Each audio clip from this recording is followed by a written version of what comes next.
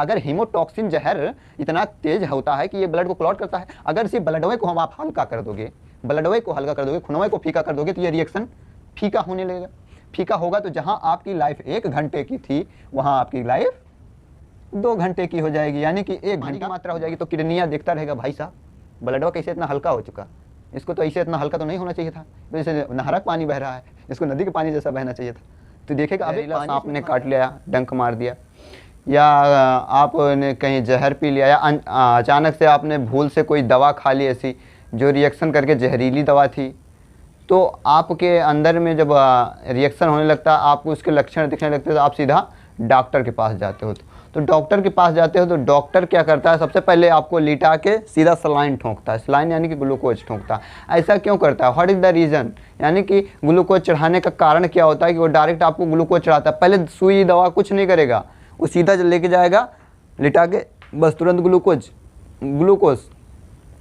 के बाद में जो बाकी जो होगा वो बाद में देखा जाएगा, लेकिन सबसे पहले ग्लूकोज चढ़ाया जाता है। वो क्यों, व्हाट इज़ द रीज़न। तो गाइज हम बात करते हैं कि जब इंसान को कोई जानवर काट लेता है, मान लीजिए आप जो है रसल वाइपर सांप, क्या Russell viper, okay guys, Russell viper सर्प है, जिसको आप आम बोलचाल भाषा में बोलते हो पहाड़िया सांप। ओके, तो इसके अंदर जो सांप जो इसके अंदर जहर होता है वो कौन सा होता है, हीमोटॉक्सिन। क्या होता है,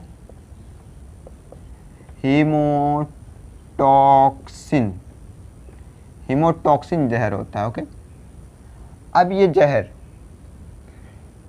अब मान लीजिए रसल वाइपर, स्नेक या सर्प ने आपको काट लिया, क्या किया, बाइट किया। बाइट करने के बाद में जो हीमोटॉक्सिन जहर है ये डायरेक्ट आपके खून में गया।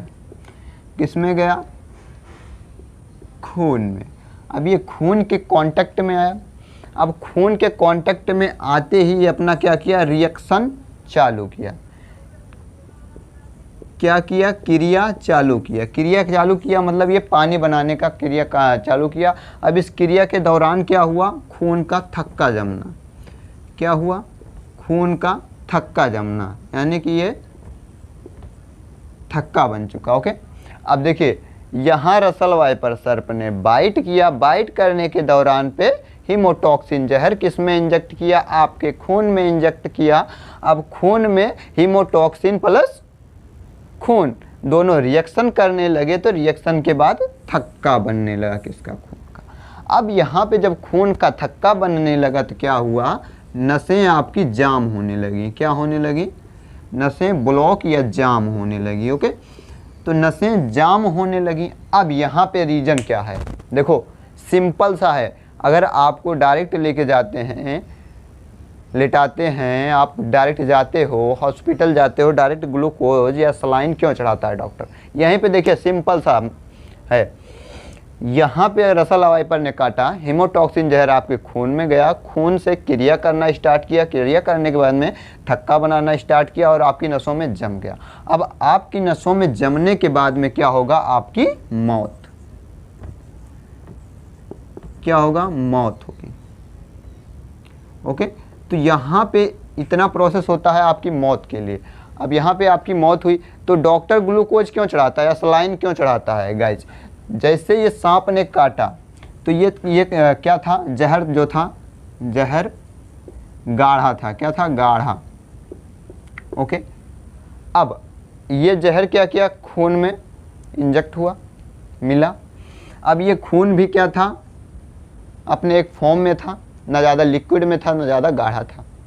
ओके, तो इस खून को क्या करने के लिए, हल्का बनाने के लिए, हल्का बनाने के लिए इसमें क्या किया गया, ग्लूकोज चढ़ाया गया। क्या, ग्लूकोज चढ़ाया गया खून को क्या करने के लिए, हल्का बनाने के लिए। ओके, अब हल्का बनाने की आवश्यकता क्यों हुई, देखिए गाइज, हल्का बनाने की आवश्यकता इसलिए हुई कि मान लीजिए कोई आप अपक्रिया करा रहे हो, अगर सांद्र विलयन है तो वो बहुत फास्ट अपक्रिया करेगा, अगर उसको तनु बना देंगे तो थोड़ा स्लो करेगा। रासायनिक विज्ञान पढ़े होंगे आप, तो आप सल्फ्यूरिक अम्ल जानते होंगे। क्या सल्फ्यूरिक अम्ल?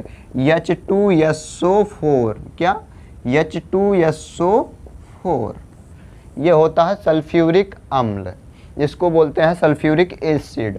ओके, तो इसमें क्या होता था, अगर सल्फ्यूरिक एसिड को डायरेक्ट आप सल्फ्यूरिक एसिड में डायरेक्ट आप H2O गिराते थे तो यह क्या करता था, बीकर फाड़ देता था। क्यों फाड़ता था? क्योंकि ये इतनी तेज़ यहाँ से रिएक्शन करता था और हाइड्रोजन गैस रिलीज करता था और उष्मा इतने तेज़ निकलती थी कि वो फट जाता था, बम्पिंग करता था। ओके, तो इसलिए H2SO4 में कभी डायरेक्ट पानी नहीं मिलाया जाता, तो ये क्रिया करके ब्लास्ट करता था। क्यों? क्योंकि ये सांद्र था। क्या था? सांद्र, मतलब गाढ़ा था।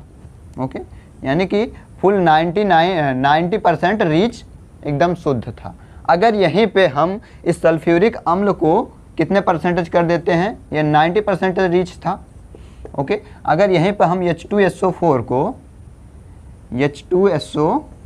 को कितने परसेंटेज कर दें, 10%, और बाकी जितने परसेंटेज बचे 90% इसमें क्या भर दें, H2 यानी कि जल, आशुद्ध जल भर देते हैं। अब इस मिलान को मिला 100%, इसमें कितने परसेंटेज, 10% इन रीच है H2SO4। अब इसमें आप जल की बौछार कराइए, चाहे जल को इसे टिब्बल से पानी गिराइए, चाहे आप मुंह में भर के इसे पिचकारी मारिए, चाहे आप उसको एकदम बोरिंग से लगा के भर भर गिराइए, कोई फर्क नहीं पड़ने वाला। क्यों? क्योंकि इसमें 90% जल है, वो इतना उष्मा प्रोड्यूस नहीं कर पाएगा। तो वैसे ही यहाँ पे अगर हीमोटॉक्सिन जहर इतना तेज होता है कि ये ब्लड को क्लॉट करता है, अगर इसी ब्लडवे को हम आप हल्का कर दोगे, खुनवे को फीका कर दोगे, तो ये रिएक्शन फीका होने लगेगा। फीका होगा तो जहाँ आपकी लाइफ 1 घंटे की थी, वहाँ आपकी लाइफ 2 घंटे की हो जाएगी, यानी कि 1 घंटा बढ़ा। ओके, तो इसका मतलब समझे कि डायरेक्ट ग्लूकोज क्यों चढ़ाया जाता है। अब देखिए गाइज, अगर आप ग्लूकोज चढ़ा दिए हो, ग्लूकोज चढ़ा दिए हो, आपका ब्लड क्या हो गया, हल्का हो गया। ध्यान से देखना, आप वैसे अगर सोचोगे बाद में इसको समझें तो समझ नहीं पाओगे, साथ साथ समझते चलिए, क्योंकि इसमें जो है मैं इधर उधर लिख दे रहा हूँ, आपको इसको समझ भी नहीं आएगा कहाँ से क्या मैंने बोला था। ओके, तो यहाँ पे क्या हुआ, ब्लड जब हल्का हो चुका, हल्का हो गया, तो आप जानते हो हमारे बॉडी में क्या है, किडनी है। क्या है? किडनी। ओके, किडनी है और यकृत है।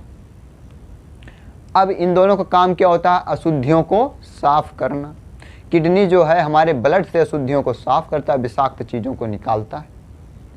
ओके, तो क्या होगा, जब ये ब्लड हल्का हो जाएगा, इसमें पानी की मात्रा हो जाएगी, तो किडनियाँ देखता रहेगा, भाई साहब ब्लडवा कैसे इतना हल्का हो चुका, इसको तो ऐसे इतना हल्का तो नहीं होना चाहिए था, तो जैसे नहरक पानी बह रहा है, इसको नदी के पानी जैसा बहना चाहिए था।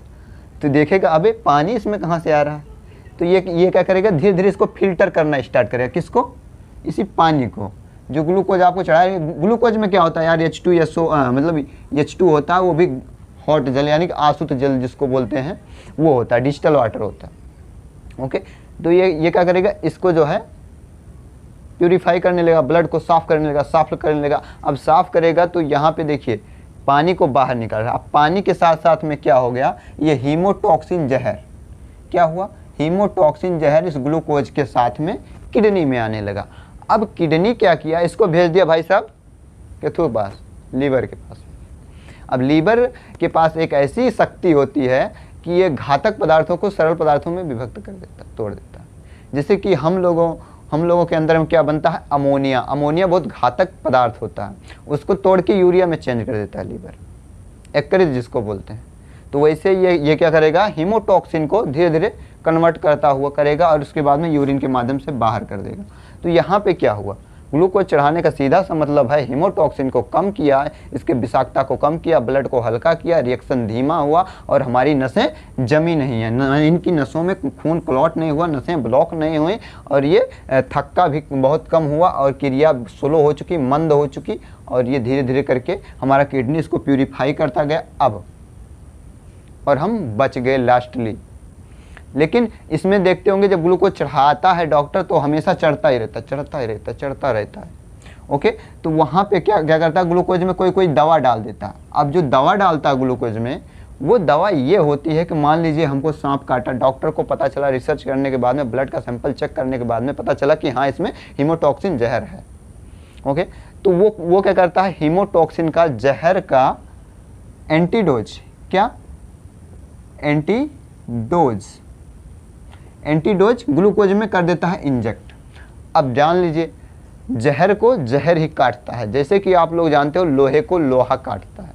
आप लोहे की सरिया लेके आते हैं लिंटर डालने के लिए, आप हेक्सा लेके ब्लेड से काटते हैं, तो लोहे को लोहा काटता है, यानी कि जहर को जहर काटता है। तो यहाँ पे इसी एंटीडोज, इसी जहर का इसमें इंजेक्ट कर दिया गया, ये दोनों आपस में उदासीन हो चुके और धीरे धीरे धीरे करके यूरिन के माध्यम से बाहर हो चुके, हमारा बॉडी पूरा सेफ हो चुका है।